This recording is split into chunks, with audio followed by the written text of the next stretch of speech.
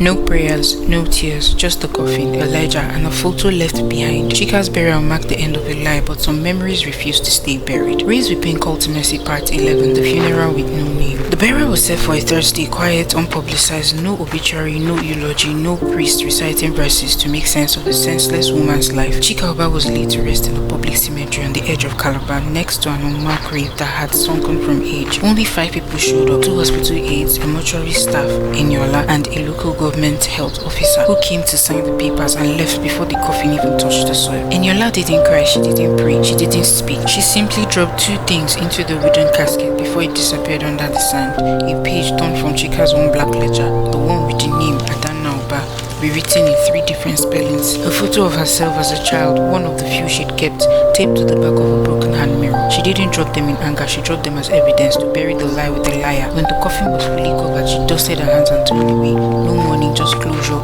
raw and incomplete. That night, Eniola couldn't sleep. She called Adana. She's gone. Adana exhaled. Does it feel lighter? No, Eniola said. It just feels quieter. There was a pause. Then Adana asked, what happens now? And Eniola, staring into the black ceiling above her, replied, now we stop surviving and start remembering. But memory, as she would soon learn, is a dangerous thing. Some memories don't sit quietly in photos, albums, or dusty boxes. Some fight back, especially when the people who created them are still watching. 6 months later, Eniola sat at a cafe in Accra, notebook open, untouched tea going cold. Across from her sat a journalist, young, eager, already sweating. You say you have records about missing girls? I do, she said, but they are not missing. They were misplaced, repackaged. She slid him a copy of the black ledger, a carefully redacted version she had digitized in Nairobi. No cuts, no noise, just truth, released in fragments. Why now? The journalist asked. Because silence is a virus, she said, and I'm done hosting it.